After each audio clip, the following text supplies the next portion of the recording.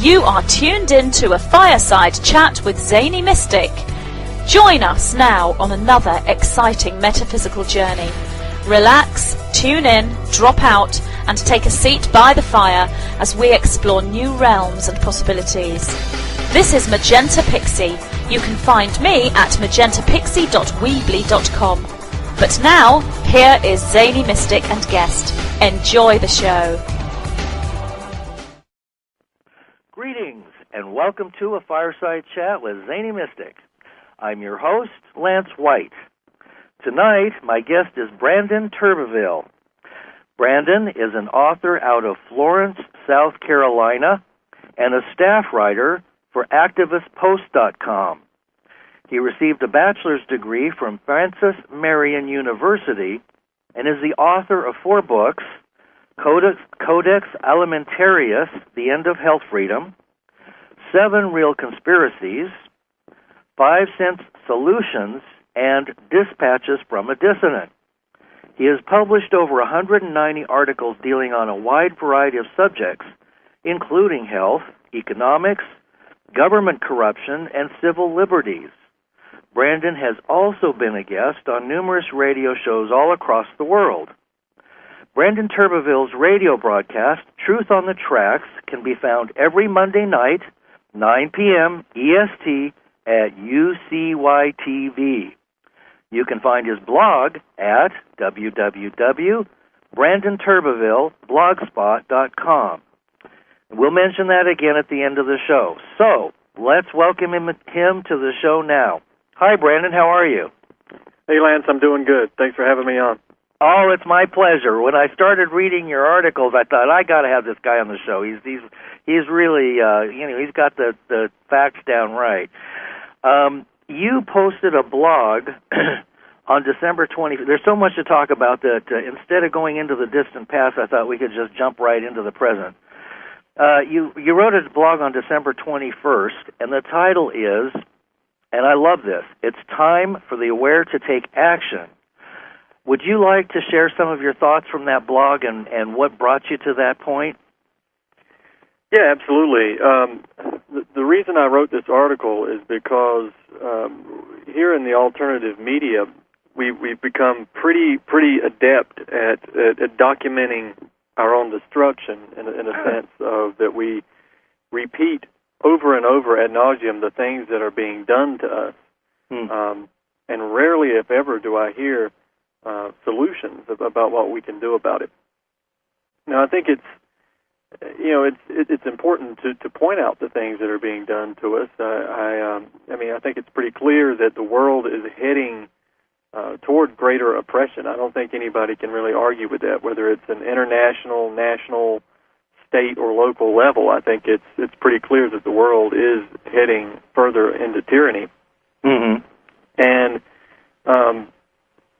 we have this constant replay of calamities and potential calamities. I mean, in not only the mainstream but the alternative media, we talk about the things that have happened to us in the past, that have been done to us in the past, the things that are being done to us now, and the things that are planned for us in the future, and the things that could happen in the future. I mean, we have this culture of constant fear that exists now. Whether it's terrorism, and I'm talking about the general population here, whether it's terrorism, the fear of terrorism, the fear of sickness, the fear of death, of poverty, of old age, natural disasters, financial collapse, all of that stuff is out there, and it's all a reason to fear. And with the mainstream media, the solutions to that usually are summed up by you surrendering your freedom for greater security. That's the solutions that you get out in the world if you're not awake. It's give up freedom for security, and we see how well that's worked throughout history and through the last 10 or 11 years. And we know, though, that people, that they're in, if you're in a constant state of fear, that fear clouds judgment. And you can't make when you're scared and frightened, you react. You don't respond. You make irrational reactions instead of rational responses. Fear has all kinds of different effects on human beings, whether it's your immune system, your physical health, your quality of life. I mean, just the basic way you live your life. It's changed if you're constantly afraid of something. Mm-hmm.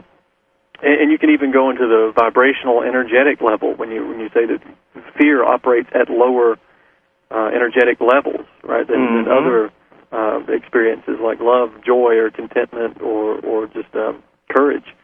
So you're unable to fight a system that works on low vibrational levels with higher vibrational levels on the energetic premise. Mm-hmm. So that's what you get out in the mainstream arena. But the alternative media has come along, and it's grown by leaps and bounds, and thank God that it's done that. It's filling a void that the mainstream media has left. It's informing people of the things that the mainstream media are intentionally obfuscating, right? But we have to be careful not to turn in to what we're trying to fight here, because I've heard Alan Watt describe the whole situation that we find ourselves in right now in the alternative media as like being like rats in an experiment, in a lab experiment. Yeah, is that every morning we get up and we huddle into a group and we look around at each other and we say, "Oh my God, what are they going to do to us today? Are they going to stick needles in our brains? Are they going to force feed us, or are they going to put gas in the cage? What are they going to do? Look, this is what they did yesterday. This is what they did last week. This is what they're doing now. What are they going to do today?" Right.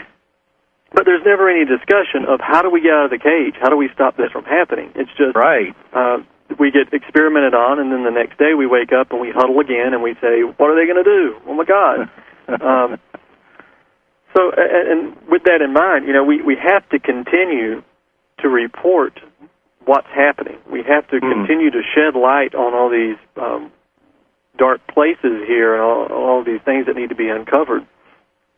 And it's important to know where we stand and know where this system began and where it's going to take us. All that's important, and I'm not knocking that at all. But at some point, we're going to have to make a move to change the situation. We're going to have to actually do something. And we can't simply just terrorize ourselves and just document our own destruction. I say that again. I mean, what good is this if all we do is report what's happening to us on a daily basis? Then we've made a very nice, neat journal entry for the people who are doing it. Now, when they're finally finished, they can go back and look and say, "Oh, wow, look at what we did. I forgot we did that." We've provided a lot of good entertainment. So we're already good enough at reporting these things, but it seems that revolutionaries have been content to be reporters and not revolutionaries anymore. So that we're content to record history and not actually take part in it. So, occasionally there are people who come out and they present solutions, and generally they're slapped back down by other people. I mean, whether it's just petty political pedigrees that come into play, or whether it's just shouts of, "Oh, that'll never happen. We don't have enough people to do that. You have to have all kinds of coordination for that. We don't have it. Right. We can't make it happen." People are shouted down. The thing about our numbers, there is strength in numbers. That's clear. But one of the things that I hear is that we need to educate people. That's the first solution. And I agree. It is the first solution. We do need to educate other people. But as I've heard Webster Tarpley say, right, opinions count for nothing. What counts is coordinated political action. And that's true. Because if we educate people, that's important. But just having the opinion, just educating people is not enough. Because if you look at 9/11, how many people are convinced now in 2012 or the end of 2012 that 9/11 was an inside job as compared to 2001? We have had significant victories on the opinion front. Right. But what victories have we had in actually bringing those people to justice and actually preventing those types of things from happening again, or preventing the system from marching forward? Very little. That's an example of an opinion becoming popular, but nothing actually coming of it. And that's what we have to avoid. The thing that we need to do in order to actually have some real political victory here, some real victory, is first of all, we have to get out of the mindset that we can't have any victory. Right. this idea that we're bound to lose. That, a lot of times I see things that could be looked at as victories, but it seems like we've been down so long that we don't know what up looks like. We don't know how to get excited about something that is actually going in our direction, and then we abandon it, and it turns around again. Absolutely. So one of the things that we absolutely need a set of demands. We need a program that we can work towards, because it's not enough to be against something. This is one of the tragedies of the Occupy movement, right? They came out and the chant was, "We don't like it, we don't like it." Well, what are you going to do about it, right? You can't coordinate political action based on complaints. Right. Okay, we know the system is bad, but what are you going to do about it? Frederick Douglass, I believe it was said, power concedes nothing without a demand. So if you want to be for something, you have to come up with a program and a set of demands. If the financial system is not to your liking, and it's not to anybody's liking except the bankers, right? So yes, we need to complain about it. Yes, we need to wake people up about it. But we also have to present a program because the question is going to come to us, what would you do differently if you're in power? Now, once that's established, you're going to have to build coalitions. Now, this is, I guess, the difficult part, right, is that you're going to have to build coalitions of like-minded individuals, like-minded groups, but our numbers are small, so we're also going to have to build coalitions of groups and individuals that are further and further afield and further, even a little bit into the mainstream. And the centerpiece of that coalition should be the program. And I'm actually going somewhere with this. So, because I already have some thoughts about it, but go on. Let's get you finished before I make a comment. Okay. All right. So we in the coalition that I'm talking about, the type of coalition is that we have these different groups, these different individuals, and nobody is going to agree with everybody on everything ever. That's just not going to happen.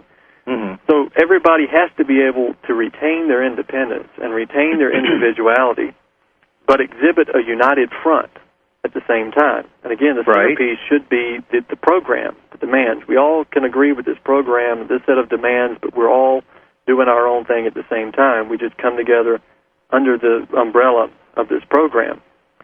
Now, an example of that is the Syriza Party in Greece. This is the most recent example. I don't know if your listeners are aware of this, but there were the two main, I think it was the New Democracy Party and the PASOK Party. These are the Republican-Democrat frauds of Greece. And all of the little independent parties around, right? And all of these little independent parties counted for nothing. They were like the Green Party, the Constitution Party, the Peace and Freedom Party. They would never gain any even nominal percentage of the vote. But what they did was that they created a coalition where they all retained their independence. They didn't give up their individuality when they became this coalition, which was Syriza. Syriza was the coalition. But they had a program, and they had a set of demands that they all agreed to provide a united front for. With that, once they did that, they were no longer irrelevant. they got 40% of the vote in their first election. Now, another election's coming up soon, and they're expected to do a little bit better than that. But from going to complete irrelevance to 40%, that's impressive. That's a victory. Now, their demands could be, should be similar to what I'm about to suggest here. Now, the United States has just such a coalition, and I'm not part of this, so I'm not plugging something I'm a part of here, but it's I'm not officially part of this anyway, but it's the United Front Against Austerity. I don't know if anyone's heard of this. They have a platform that you can find on their website under it's againstausterity.org, and they could go to the program and look at the domestic foreign policy demands that they're making. And it's a coalition of a bunch of different organizations, a bunch of different unions, activist groups, so forth. A wide variety of people, some that agree and some that don't even like each other.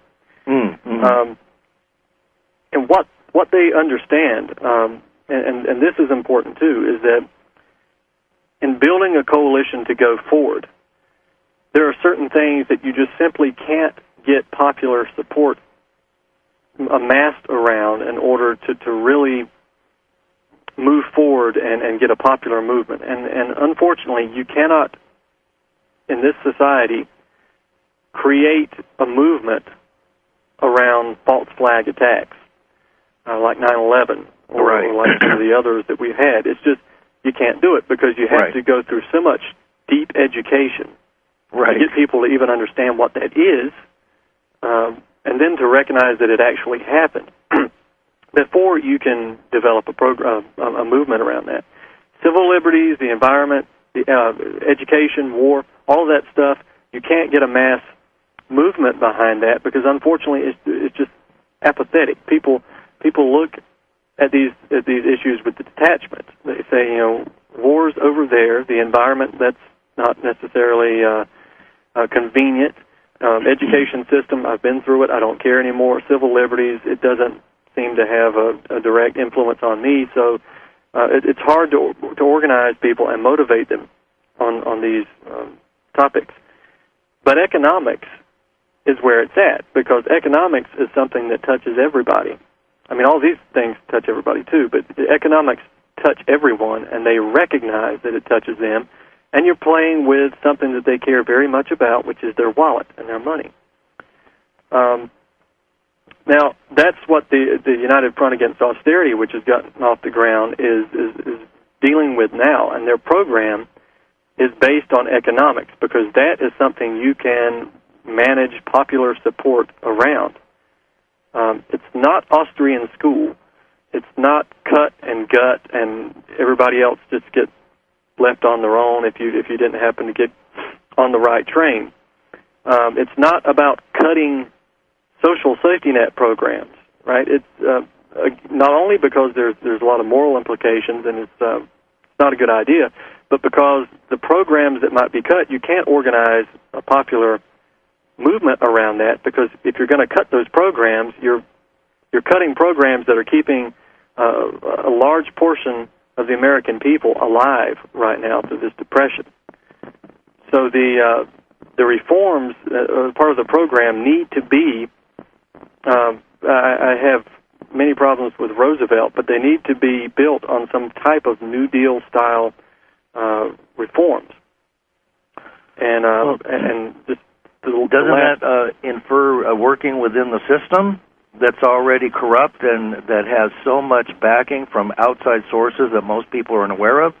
There are people on the Council of Foreign Relations, the Trilateral Commission, the Bilderbergs, you can throw in the Rothschilds and Rockefellers, the CEOs of corporations, the royal families, and they're all pretty much united in what they want, and that seems to be a further enslavement of humanity. So then you've got the process of dumbing down of children, you've got the global sex trade, you've got chemtrails, fluoride in the water, and so on and so forth. If you just begin on a against austerity, which is again, like you said, the banking institutions are pulling this, and it's moving up higher in the food chain. So countries are having the rug pulled out from underneath them so that they can then, pump in money, and, things can seem like they're being fixed, but they're basically, it's a self-feeding system of corruption and greed. So the whole point is to milk the system, and then you take all the assets, and you win the game. But the game doesn't ever get won because it's never enough. What about people need to? I think people need to come together on many different fronts, and one of the programs would have to be some kind of program of pulling the plug on the bankers. Literally, everybody moving to pull their money out of the banks. I know people are banking with Bank of America. It's a mafia organization. The banks are the mafia. Federal Reserve is a mafia. They're in bed with the drug cartels, and the drug cartels are involved with the military, the American military, and other militaries. They're all working together. It's all about supporting each other privately. And until this information gets out and people are aware of what's going on, so what if you you start making movements on the austerity front, and you make some inroads in there? They'll just start pulling something on another level that distracts us. Set up another lone gun shooter to throw us off base, or put some extra shit in the chemtrails to dumb us down even further, or just to kill us. You know what I'm saying? There's so many fronts that need to be worked on that I think a revolution is in order, and possibly some kind of anarchistic approach where we simply stop supporting the system that's corrupt and not working because we cannot change it. It's doomed to failure. So people have to wake up, start growing little gardens on their, in their apartment buildings, on the ceiling. Come up with creative things, and pull their money out. Start using the resources that they have for creative solutions to problems locally. Help friends out. I think this is where the grassroots movement is going to take off.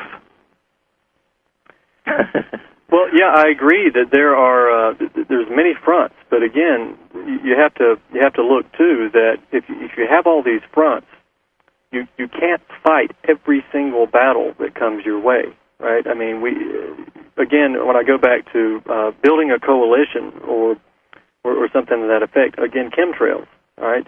You can't build a coalition around that because you have to do so much education, and there is so much resistance to even admitting that those things exist, that building a coalition to fight that beyond the people who are already awake to it, and they should, by the way, they should build coalitions. Anti-chemtrail people, the anti-fluoride people, vaccine people, they should work to build just these types of coalitions. I was going to mention Absolutely. Absolutely. Everybody that's on the same page needs to put their little petty egos aside and their differences and the fact that they thought of it first or they've got this little program going. They need to be working together in the area of interest that they are absolutely passionate about, just like you are doing. You're saying this is a whole area. So if enough of these groups come together and unite, then those groups can link together like a lightning bolt. And, the chemtrail group might be a coalition of hundreds of different groups. And then that group can meet with the coalition to end bailouts to corrupt companies. And then, it could create a chain of events that's very similar to the movie V for Vendetta. Exactly. And the deal would be, we'll turn out this many people at your event. And then you'll turn out this many people at our event. There you go. Right? Yeah. We're doing it right now. We're creating this right now. Exactly, and it's not hard to do if people would just just put the ego aside. And sometimes you can even work with the ego, as hard as that is, to build these things. Well, yeah, that's okay too. Whatever works. I don't really care. But people have to start taking action. We cannot be sitting back like a bunch of idiots. Like you said, rats in the maze, waiting for the next cheese to drop. This is exactly what's been going on for thousands of years, and it's time for this crap to stop. We've got to wake up and take action, whatever that is, even if it's just a simple little step forward for the individual. That's where the progress will come in. Right, and I also want to point, too, whenever these coalitions are formed, yes, voting and elections can take a part in that, but it cannot be the end goal. Absolutely not. Voting someone in. No, absolutely not. That whole system is corrupt. And it's not really a two-party system. It's a one-party system that's been established by a group that understands that they own both sides. They don't care which side wins. They got them both. Right. It doesn't same matter. with wars. They don't care.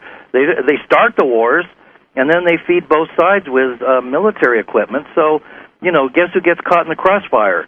The kids who have to go over there and fight the wars, who believe in some kind of idiotic, patriot illusion that they're fed, and which is reinforced. Once they're in the military, they're pretty much brainwashed, and then when they come back, they're brain dead. So, not all of them. They go over there and see this stuff, and they come back and they're not taken care of. It's criminal. What's happening in this world is criminal. Every war should stop today. I don't know what happened to all the activists that went through Vietnam wars, that went through the other wars, the many wars we've been through. All of those established by the elite to gain property, oil, rights. It's part of the agenda that's going on and on and on. And the people who understand this, the rebels who stood up in the 60s, I don't know where they've all gone. Maybe they're in wheelchairs now, but we need a new movement of people who can see the truth and who will stand up and say, no more war. No, stop them all. The money that's going out there, everybody's so worried about these trillions of dollars, the imaginary money that they're throwing our face, that we've lost sight of the fact that if you just stop all the wars, you've got your trillions of dollars. Stop the military machine that was started up. Put the military industry out of commission. We don't need it. Start coming together with these other countries. Privately, they do. They all agree. Publicly, they act as if they're fighting with each other, because they're all making money off of us. Yeah, it's a great game they play. The only people who actually believe in the stories that they tell are us down here at the bottom. Right. But that's why I say people should understand. Over the last few years, I'd say especially over the last 4 years, various groups have come up and they've tried to push in their candidate, who's been either a Republican or a Democrat. He's one of the good guys on the inside, right? He's working with the Republicans and Democrats, and you infiltrate those parties. People need to understand that time has come and gone for the infiltration of these parties. Absolutely. Any movement, whatever that movement may be, in the United States, is stronger without either of the parties. Right. And I'll give you an example of that. It was the Wisconsin strike, the union strike, where it was the largest demonstration per capita, I believe, that had ever occurred in the United States. They were actually winning on the front of the general strike. But then came the Democratic operative, right? The Democratic Party attached itself to this movement, and the unions allowed the Democratic Party to attach itself to the movement because the higher-up leadership wanted to attach itself to the Democratic Party. And they got a Democratic Party hack who is it was a total joke and wouldn't even stand up for the union workers who were striking, who were supporting him.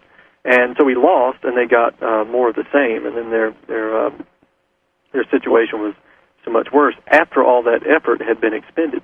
Of course, and that's always a problem.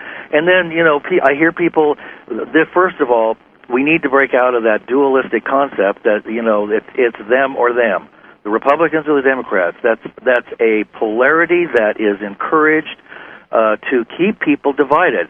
We have gone from one to the other.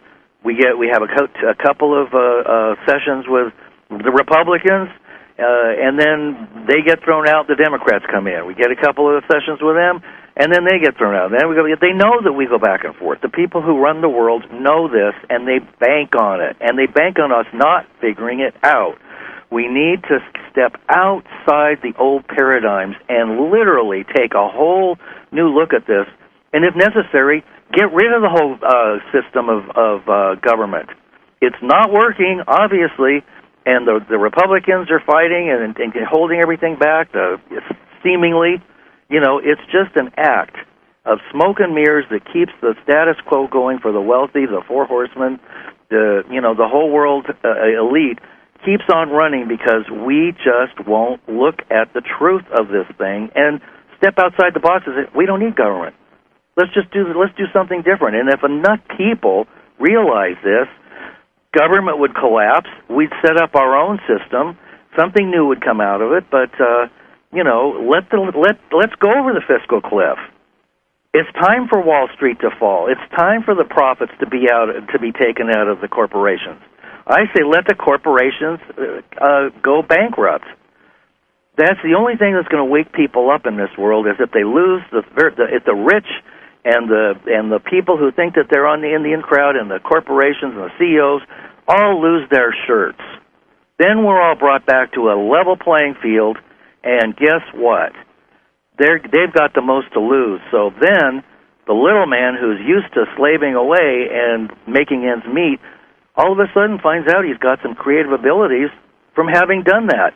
And people will come together and they'll reform without all the cigar-smoking, stereotypical people that are manipulating and controlling this world and have been since the beginning of time. Throw the bums out. Well, you mentioned Wall Street. This is an interesting thing about Wall Street. And I'm in favor, by the way, of a 1% Wall Street tax.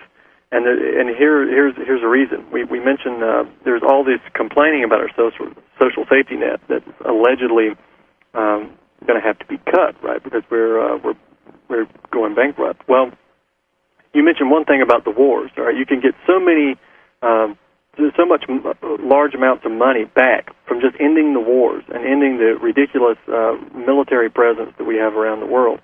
But there's another thing. Wall Street pays no corporate income tax. Oh, right. Thank you for mentioning that. Not only that, but Wall Street pays no sales tax.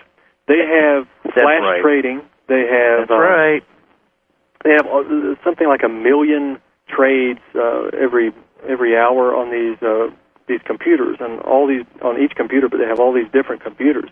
They can do flash trading and so forth. Just trades by the second. And each one of those trades is a sale, right? Now, when you go to the store, you pay 6, 7, 8% tax. If you're out in California, I think it's 13% sales tax. Yeah, it's going up. Yeah, and it keeps going up. Wall Street pays nothing. There is a 1% Wall Street tax in New York, but they don't collect it because the banks threaten to go to New Jersey if they collect the tax. Of course. They give it back. Little crybabies are going to go to New Jersey. The big bankers that have trillions of dollars, they throw a temper tantrum on the world stage, and then we all collapse. Oh, those poor bankers, they need our bailout money. Well, it's just robbery. Why don't we finally tax those ridiculous religions that are screwing up people's lives and full of pedophilia, and they're not helping the masses? Tax the religions. Tax them 10 or 20%, 30%. I think there would be a less desire to start a non-profit religion, which we have so many of. I think that would settle a lot of problems. If they were taxed, then there wouldn't be quite so many to compete. There might be one or two that will make it to the top, but, once that money comes into the coffers, and does some real good, that's another one of those hoaxes that's been pulled on us to keep us controlled and dumbed down. Right. Well, I guess Wall Street is a religion because they do God's work. Yeah. No kidding. No kidding. So these things, these trades, they're in the number of quadrillions, from what I understand. The amount of trades that go back and forth on these things every year. If you put a 1%, and that's, again, I stress that's a lot lower than the sales tax that you or I pay on things that we need. Right. 1% tax on Wall Street is estimated in the many trillions of dollars. Right, there's your social safety net, right there. Yeah, right. 1% Yeah, on Wall exactly. Street. Exactly. And it hurts nobody, and everybody benefits. These things, too, are derivatives. These trades, a lot of them are derivatives. So if the number of derivatives go down, if Wall Street tends to complain and say, well, we'll stop trading in these derivatives if you put a tax on it, that's absolutely fine. These are the things that brought about the crash, 2008. If you want to stop trading in derivatives, we can live with that too. So it's a win-win situation. Right. Yeah, go ahead. Just stop it then. You want to stop trading derivatives and be like a huffy little child? Go ahead, stop. We'll just tax something else. We are the ones that need to be demanding, like you said, what is important and what we need. And it's not much, but we need to start doing it. Why not get rid of the whole profit thing altogether? The whole idea of making money in companies. Why not have everything be a nonprofit and have the CEOs make the least amount of money of everybody so that they're really motivated to run the company? They're not doing it because they get a $14 million bonus at the end of the year and a $100 million parachute if somebody kicks them out, and then all the manipulation that goes on in every single corporation on this planet. There isn't one that doesn't have 2 or 3 or 4 sets of books. And sometimes they set up a chief financial officer that doesn't know that. It's called departmentalization. I've been in companies like that, and that's how it works. They got one set of books for the auditors, one set of books for the other. See this, see over here. And they've got it so well covered that it's really difficult to see what they're doing. But it's a shell game, and they all do it, every one of them. So why not take the profit out of companies? There have been companies that have done that, where they reinvest the money in helping, hiring people and developing the product, and it's actually a real interest, and everybody's working for the same goal. It's not a communist thing. It's not socialist. It's just frees up a lot of free time for people to do what's creative. We don't have any time to be creative anymore because we're so busy running in the rat race. Some people have to hold 2, 3, 4 jobs just to, support their family. And we're going down the tube so fast that there really doesn't seem to be a lot of time to be talking about this because it's looming on the horizon. All of these problems that we're talking about, your book, The 7 Real Conspiracies, and the things that you mentioned in your other books, they are becoming enormously pressing issues, and we aren't going to have time to think if we sit back and wait for something to happen. And that's a good point, because that leads me to one of the points that I wanted to make. Good. This is we are in a crisis now, and everyone should remember Rahm Emanuel's famous statement of we should never let a serious crisis go to waste. Oh yeah. Right? And we all brilliant statesman there. Yeah, well, we all know he's a little demon. Yeah. And we also know that the 33rd degree of Freemasonry always has professed to bring order out of chaos, right? Order out of chaos. Oh, yeah, right. This is not letting a crisis go to waste. But that sword is double-edged, right? So if they can capitalize on a crisis, then why can't we? Why can't we capitalize on a crisis? It's a crisis out there. And they can always provide the solution and problem, reaction, solution. But we can provide that solution, too. It's going to be an uphill battle. There's no debate about that. But we have a very small window of opportunity to do these things. And it's time that we go out and present the same set of circumstances that exists out in the world now with a different set of solutions. Because a lot of people have no idea that there is an alternative solution to anything than what they're hearing on the ridiculous mainstream media about fiscal cliffs. Oh yeah, and whatever other buzz term. What other bullshit they're shoving down our throats? Yeah, that we'll forget in the next 3 months, and then we'll use different terms. So we have to be able to capitalize on a crisis as well, and the crisis is there. So it's time for us again to make these coalitions and to capitalize on them. And I agree, absolutely. And unfortunately, for most people, they're tuned into the controlled media, which is just about every form of media that you can think of. Even alternate media is infiltrated, and you have disinformation agents going in and negating the truth. Look at the 911 movement. Look at anything that is trying to get the truth out there, and you're going to have people saying that it's, accusing the people who are coming out with it of being this or that or the other thing, or they'll just pull a blackmail card out and, point to their moral character or something from the past. So the controlled media is something else that needs to be addressed. It has been consolidated over a period of, maybe 50 years, and somehow there needs to be a chink or a break in that media so that real reporting can take place, if it ever did. I'm not even certain that even in the old days that Edwin R. Murrow and I grew up with I was born in the year that the television came out, so I was raised with all these people, and I think there was some truth to what they were doing and some integrity.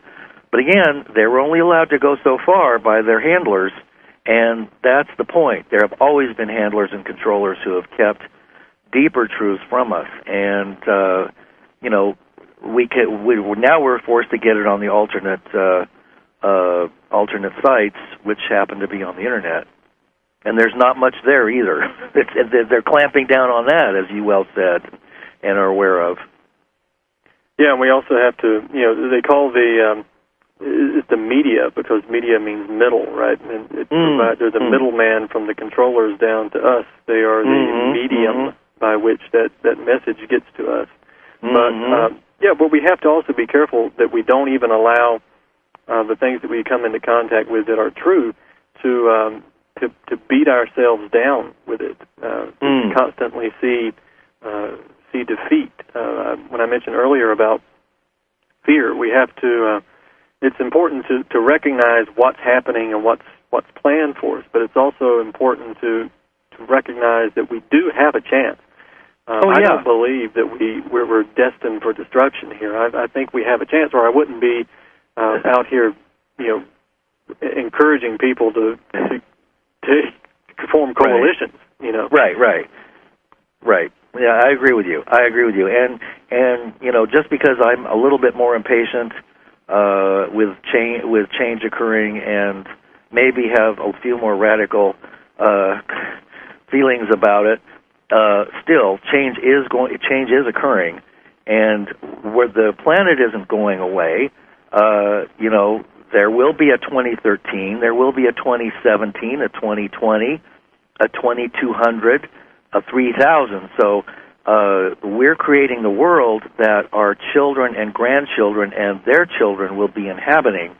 And if it continues going in the direction that you and I are seeing, it's going to be an extremely bleak situation, if humanity can live through it at all, with all the, with all the chemical and assaults and vibrational assaults. And fear literally causes the DNA to tighten up, and love loosens the DNA. It literally unravels it like a staircase, and fear tightens it up. I wouldn't be surprised if that was one of the reasons there's so much fear being promoted, because the people that run the world know this.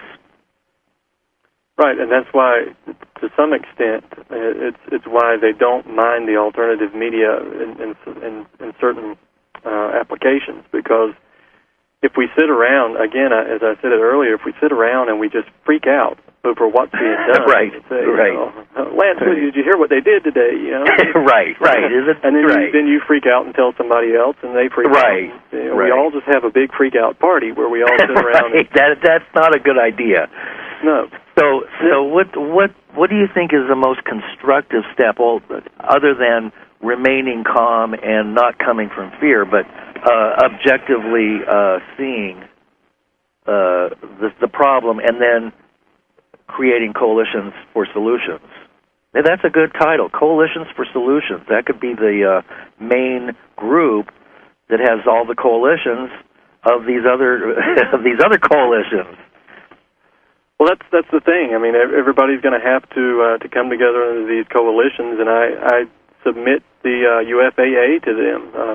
It's a coalition that's working now, and it's something that we can work with. And if you, in addition to that, if you have an issue that you're specifically concerned with, be it vaccines, chemtrails, 9/11, whatever, then if you don't see the coalition, then you are the coalition. Then you can do it. This is something that you can do. It's not easy, but it's not rocket science either. All you have to do is talk to people and and find the people that are interested, that listen, and who feel some affinity for the problem that it needs to be addressed. And those that don't feel it or think that it's ridiculous or whatever, you leave those people alone, and they'll find, they'll go their merry way and do whatever they do. But we need to be sharing this information and working with people who are of like mind. I think you make a very good point there. Yeah, and we do have to keep reaching out to other people. But again, as you said, if they're so resistant to it, then at some point we just have to realize that beating somebody over the head with this information is not going to wake them up. It's just going to run them away. Right. That's what the churches do. Right. So I mean, I've had so many people that have come back to me 2 years later, after I thought there was no hope for these people. Come back to me with articles that were talking about chemtrails or vaccines or other issues.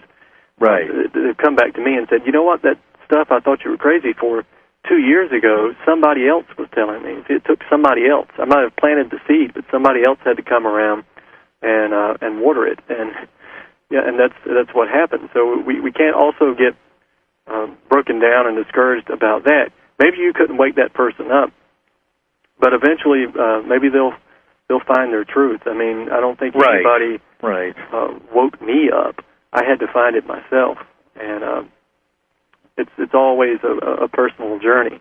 But in the meantime, we can even work with people who aren't awake. That's why we can not let a crisis go to waste. Right. Good point. Good point. And any crisis, and we can apply what we've learned from family crises and our own crises. We can apply that information to anything. So it's a matter of learning how to become more adaptable and expand our abilities to move out into the larger world.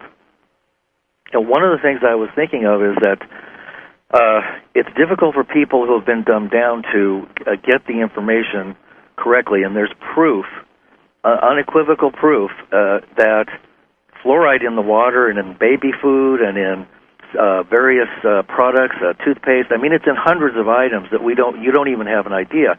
They're giving it to babies, and they're putting it in our water. So fluoride literally calcifies the pineal gland, and supposedly the pineal gland is a controlling gland for the thyroid and the other glands, not to mention other less known things that it does, including handle our intelligence. So what if we started with reducing, smartening people up by stopping the fluoride and having, people can turn off their television sets. Those two things alone would change, and, not listening to the mainstream news, those two things alone would force people to think for themselves. Well, not having a television, I think if there were no televisions for 2 weeks, I think there would be probably a mass uprising and things would change. Yeah. Television is probably the biggest enemy of free humanity that exists right now. If you have absolutely right. Yeah, absolutely.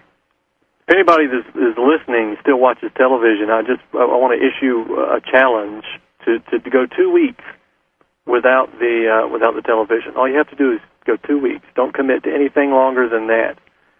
Just unplug it for 2 weeks and see how your life will change. Mm-hmm. I love it. I did it 2 years ago, and I haven't watched it since. I've done the same thing, and I live out in the country, so 2 miles outside of a small city in Northern California, but I'm overlooking the American River, and so there are no street lights. It's dark at night. It's quiet. I can look up and see the stars. I can hear the sound of silence. And when I first came here, it drove me crazy. I thought I'd never be able to adjust to this. I thought, okay, I can't live here. This is too quiet. I can't stand. I almost went out of my mind. And so I understand and empathize with people who, will go through that. There will be a little withdrawal period, but trust me, there are subtle sounds and the sound of the soul. There's the sound of the wind. There are sounds that will, and sounds from within that will start to amaze you. It's called your mind, your ability to really think and not just have thoughts that are regurgitated from everybody else's belief systems that are accepted as facts, on television and the rest of it. So it's amazing how intelligent we really are, but we can't find out if we're, just sitting in front of an electronic babysitter soaking up lower intelligence and lower vibrations. And plus, if you that's stop a great watching, challenge. You get all those little projects around the house. You get all those things done. You don't have to worry about them anymore. Yeah. Well, then you have to work on laziness, and that's one of my weaknesses. So, I'm working on it. But we got the problems of the world to solve here. Heck. Yeah, we have plenty to do. That's right. So, what are some other concerns that you have? What are your biggest concerns that are going on right now? And what are some solutions that you see that we can tap into immediately?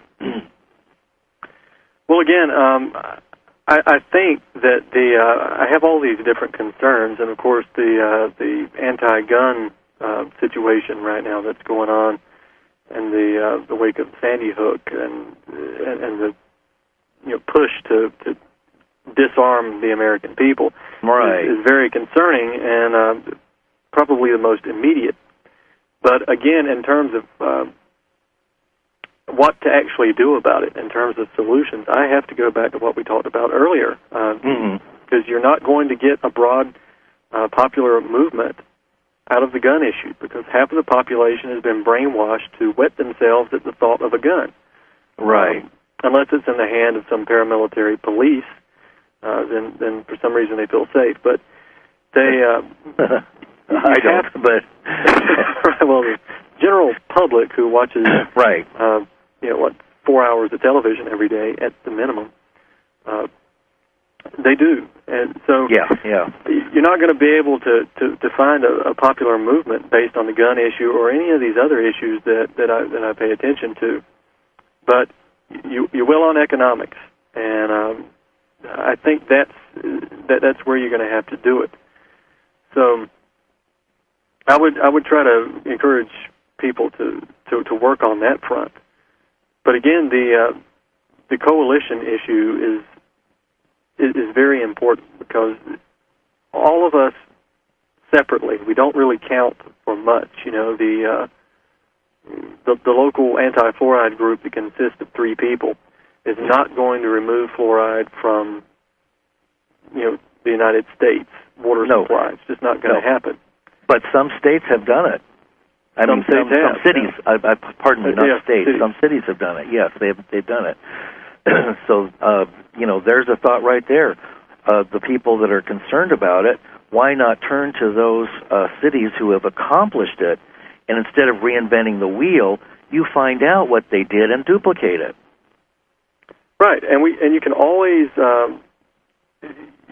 get creative if that doesn't work, because just speaking to the county council, that helps sometimes, but a lot of times they just ignore you, like they did to the activists in Raleigh. Right. Well, that's where the coalition comes into play. Right? Oh, okay. So when it's completely ignored, that's when the coalition is going to be very useful in making the elected officials know that there will be consequences if they continue to ignore this kind of thing. So working across the specific issues, too, again, is important. Why can't anti-war groups work with the UFAA, and why can't the anti-vaccine groups work with the anti-fluoride people? Oh, absolutely. It's all intertwined, and you can double your united front. You just create a program, your set of demands, and if you can agree with this set of demands, you can be part of this coalition. Very simple. That's brilliant. Absolutely brilliant. Brandon, we're coming up to the end of the hour, and I wanted to make sure I had enough time for you to mention your, where you are found, and what book do you recommend of the books that you've written for people to get started with, and where can they find your blog spot and all that. So this is a time when people can learn how to connect with you and find out more. Okay, yeah, I'm a staff writer for Activist Post, and you can just go to activistpost.com and see my articles as they come up on the home page, or you can also go to the Contributors tab and find my name under the staff writers, and you'll see some recent articles, and you can click on my name, and you'll see an even bigger list of my articles. And my blog spot is basically my backup blog, but where I repost all of my articles and my interviews and my archive versions of the radio show that I do weekly. And that's BrandonTurbeville.blogspot.com. And I post there regularly. Anytime I have something come out, I post there.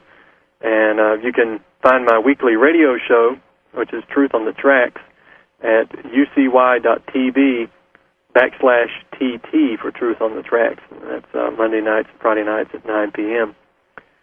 And the books, it depends. I wrote a book called 7 Real Conspiracies. It's very short, very simple, and about 10 pages for each of the different conspiracies. I dumbed it down, and when I thought I couldn't dumb it down anymore, I dumbed it down again.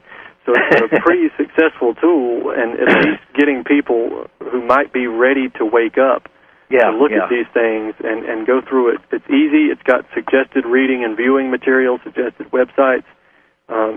It's not scholarly work, but again, it's a tool to wake people up out in the general public who haven't been exposed to these things.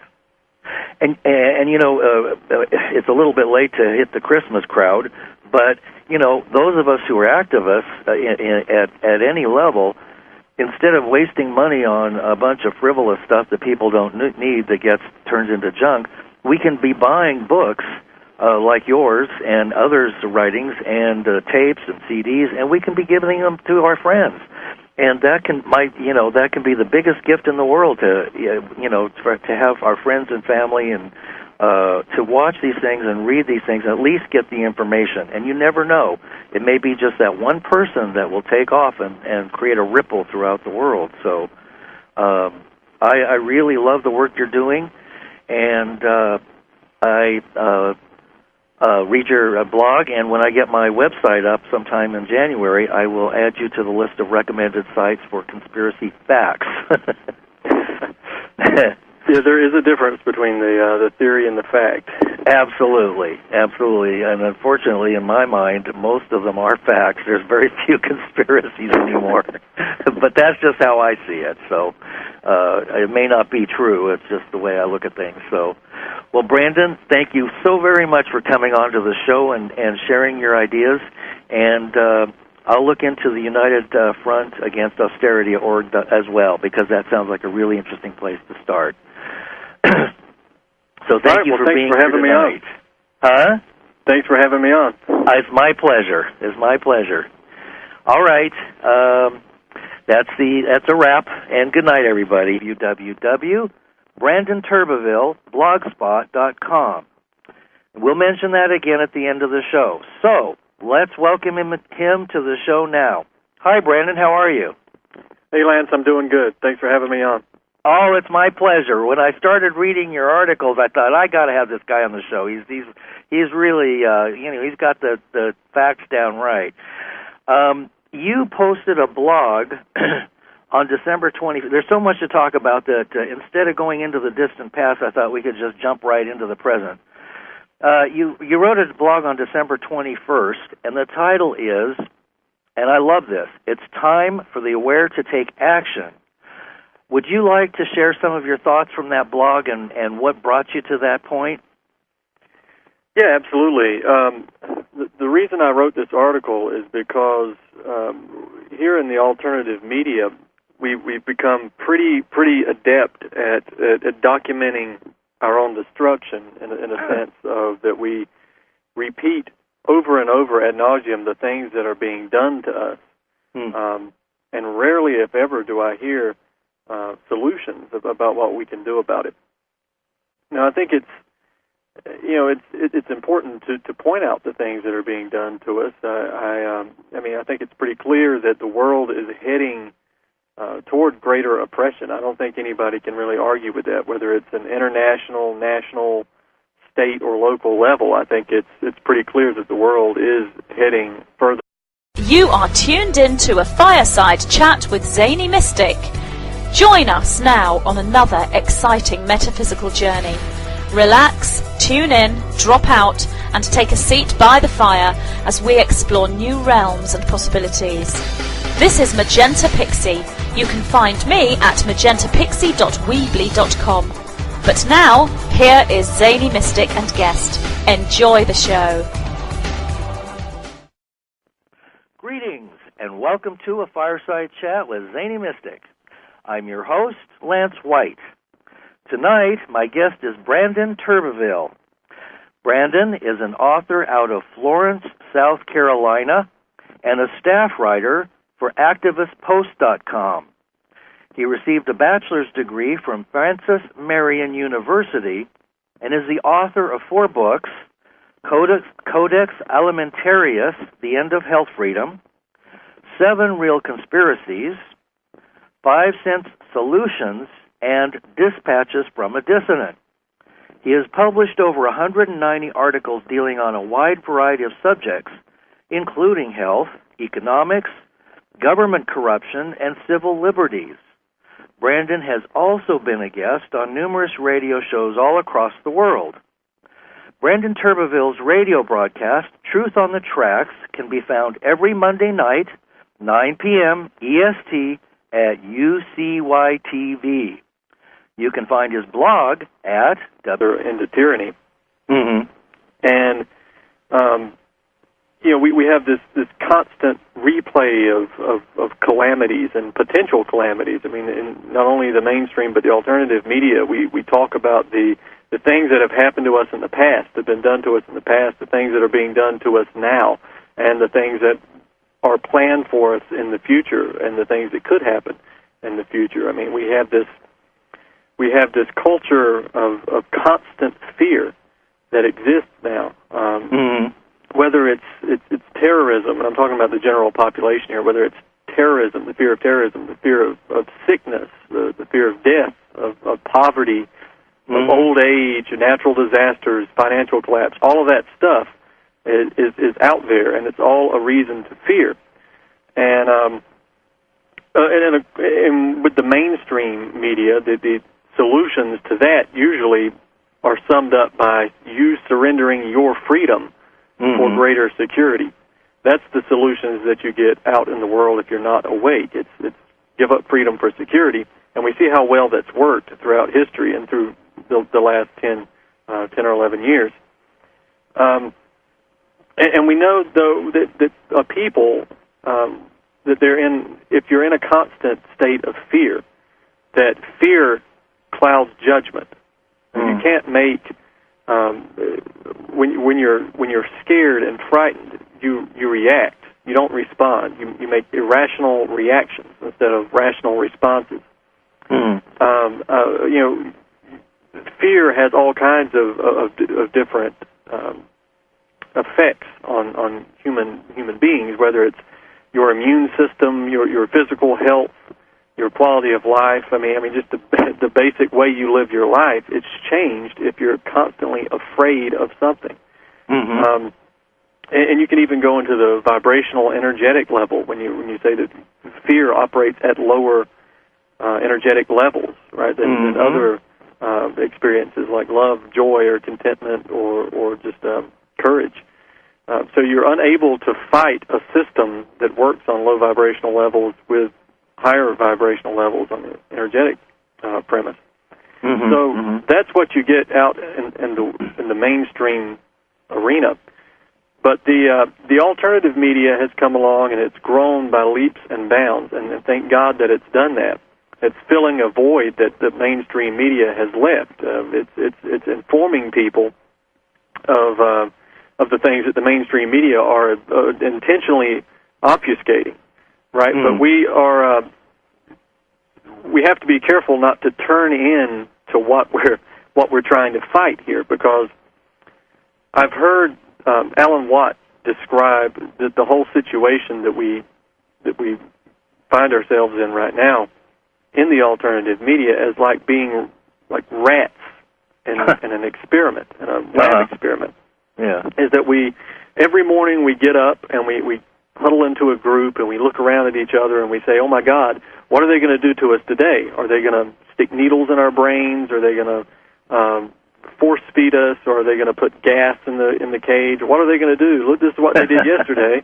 This is what they did last week. This is what they're doing now. What are they going to do today? Right. But there's never any discussion of how do we get out of the cage? How do we stop this from happening? It's just we get experimented on, and then the next day we wake up and we huddle again and we say, what are they going to do? Oh, my God. So, and with that in mind, we have to continue to report what's happening. We have to continue to shed light on all these dark places here and all these things that need to be uncovered. And it's important to know where we stand and know where this system began and where it's going to take us. All that's important, and I'm not knocking that at all. But at some point, we're going to have to make a move to change the situation. We're going to have to actually do something. And we can't simply just terrorize ourselves and just document our own destruction. I say that again. I mean, what good is this if all we do is report what's happening to us on a daily basis? Then we've made a very nice, neat journal entry for the people who are doing it. Now, when they're finally finished, they can go back and look and say, oh, wow, look at what we did. I forgot we did that.